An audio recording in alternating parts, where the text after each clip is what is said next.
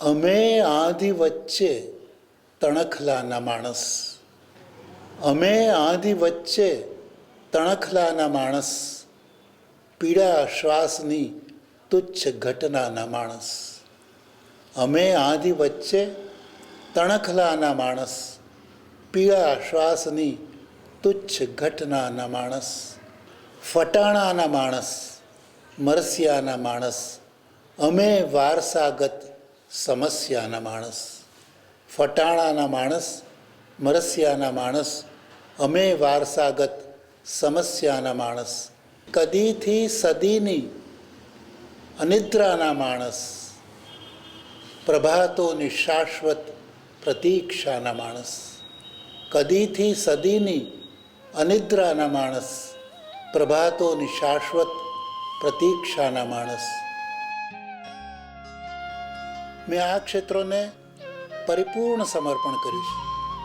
બીજી કોઈ લાલસાઓ, લાલચો, પ્રલોભનો રાખ્યા વગર આ કામ કરવું, લખવું, એ જ મારું સર્વસ્વ અર્પણ. માણસની વારસાગત સમસ્યાના, પ્રતીક્ષાના, ટોળાના, તડકાના વગેરેના માણસ તરીકે ઓળખાવનાર ભગવતી કુમાર હરગોવિંદ શર્માનો જન્મ 31 મે 1934માં સુરતમાં થયેલો. સાહિત્યના અનેક પ્રકારો ખેડનાર ભગવતી કુમારના ઘરનું વાતાવરણ રૂઢિચુસ્ત હતું, પણ સાહિત્યના રંગે રંગાયેલું હતું. માતા પિતાને સાહિત્યનો ખૂબ શોખ હતો. પરિણામે એ વારસો ભગવતી કુમારમાં ઉતરી આવ્યો. સમય જતાં ધીમે ધીમે તેઓ પેલી રૂઢિચુસ્તતામાંથી ફારેક થતા ગયા. તો આવો એમની જ સાંભળો.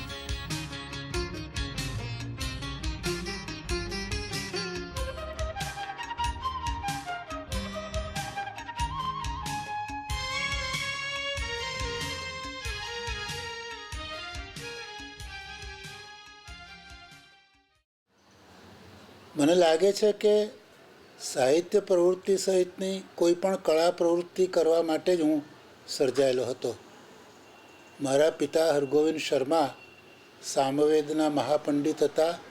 તદુપરાંત તેમને જૂની રંગભૂમિના નાટકોમાં પણ ઘણો રસ હતો ને ઘરમાં તેઓ નાટકોના ગીતો ગાતા, અમારી પાસે દૃશ્યો ભજવાવતા વગેરે. મારા માતા પણ નવરાશનો ઘણો સમય પુસ્તકો વાંચવામાં વિતાવતા. આમ કૌટુંબિક વાતાવરણમાં કંઈક શબ્દનો પ્રવેશ હતો.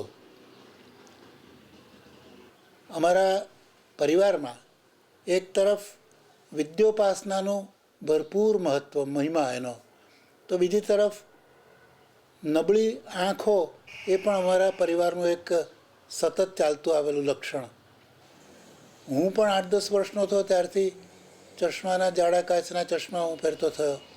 અને ડૉક્ટરે તો મને એવી સલાહ આપેલી, ધમકી આપેલી કે તું કાલે જ ભણવામાંથી ઉઠી જા અને જિંદગીભર તારે પુસ્તકોને સ્પર્શ પણ નથી કરવાનો.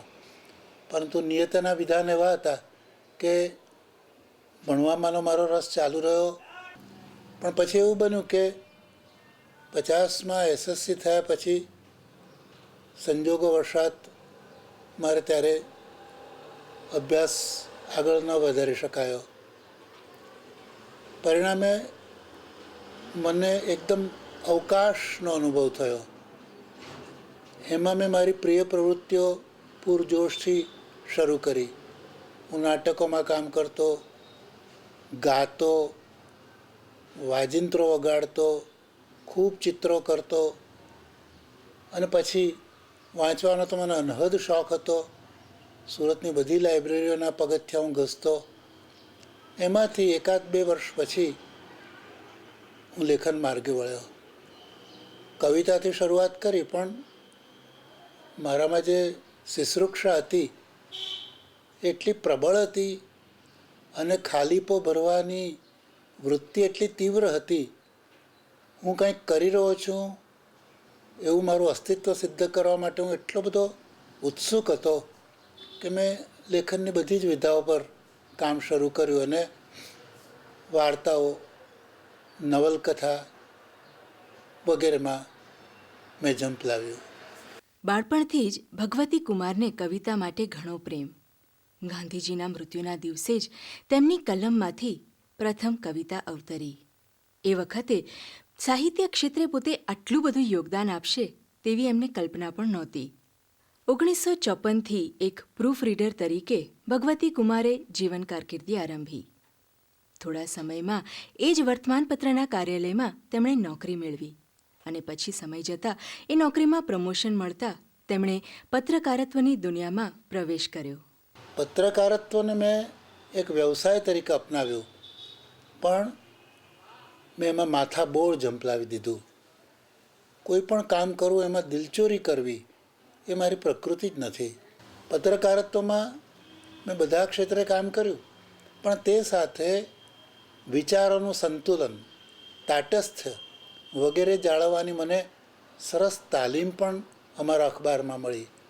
તે સાથે અમારા જે વડીલો, તંત્રી, સંપાદક, મુખ્ય મદદનીશ તંત્રી, એ બધાના પણ મને આશીર્વાદ મળ્યા. એટલું જ નહીં, મને સ્વતંત્રપણે અને સમાનપૂર્વક કામ કરવાની પૂરી તક મળી. એટલે કદી પણ વેતનના આંકડા તરફ મેં મીટ માંડી નહીં, પણ હું મારું કામ યથાશક્તિમતી પણ મારી ઈચ્છા અનુસાર કરી શકું એવી જે મને સ્વતંત્રતા મળી, એને પરિણામે હું આજ દિન સુધી પણ એમાં ટકી રહ્યો છું. પત્રકારત્વમાં મારે માત્ર મારા વિચારો, ઘટનાઓનું વિશ્લેષણ વગેરે વાચકો સુધી કન્વે કરવાનું હોય છે, પહોંચાડવાનું હોય છે. જ્યારે સાહિત્યનું કામ એનાથી કંઈક જુદું અને મહત્ત્વનું છે. એમાં મારે કોમ્યુનિકેટ કરવાનું હોય છે મારી ઉર્મિઓ, મારી ચિંતન સૃષ્ટિ વગેરેને. હરીન્દ્ર દવે મારા આદર્શ હતા. એ સાહિત્યકાર અને પત્રકાર બંને હતા. એમણે ઘણીવાર કહેલું મને કે પત્રકારત્વમાં આપણને ગદ્ય લેખનની તાલીમ મળે છે અને એનો આપણે ઉપયોગ સાહિત્યમાં કરી શકીએ છીએ. આ શબ્દો મેં બરાબર આત્મસાત કર્યા અને મેં પણ એ દૃષ્ટિએ કામ કર્યું. એટલે એ રીતે શબ્દની વિશિષ્ટતાઓને જાળવીને મેં બંને ક્ષેત્રે કામ કર્યું. પરિણામે બંને ક્ષેત્રમાં મને કંઈક યશ મળ્યો. બહુ નમ્રતાપૂર્વક કહું તો મેં અત્યાર સુધીમાં આશરે 15,000 તંત્રી લેખો લખ્યા છે. 5,000 મેં હાસ્ય લેખો લખ્યા. લગભગ એટલા જ મેં લલિત નિબંધો અને ચિંતનાત્મક નિબંધો લખ્યા. મેં 13 નવલકથાઓ લખી. મારા 13 વાર્તા સંગ્રહો પ્રગટ થયા. 8 નિબંધ સંગ્રહો, 8 કાવ્ય સંગ્રહો, હાસ્યના 4 પુસ્તકો, સંપાદન, પ્રવાસનું 1 પુસ્તક, આત્મકથા, વિવેચનના પુસ્તકો, નાટકોના અનુવાદો, ભાષાંતરો, રૂપાંતરો, આ બધું વિપુલ સાહિત્ય હું સર્જતો રહ્યો.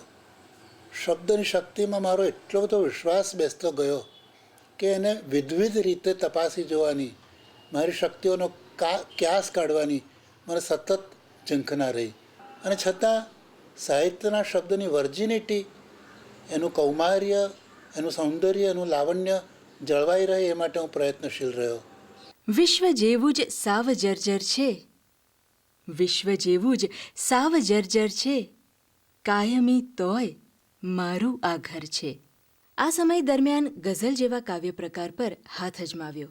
એ સમયે ગઝલોની મહેફિલો, મુશાયરા થતા અને સુરત ગઝલકારોનું મક્કા કહેવાતું. અહીં હિન્દુ મિલન મંદિરમાં કે એની બેસન્ટ હોલમાં આ પ્રવૃત્તિ ધમધોકાર ચાલતી. લખજો પછી પહેલાં વલોવાઈ તો જુઓ, લખજો પછી પહેલાં વલોવાઈ તો જુઓ, ટપક્યા નથી એ આંસુથી ભીંજાઈ તો જુઓ.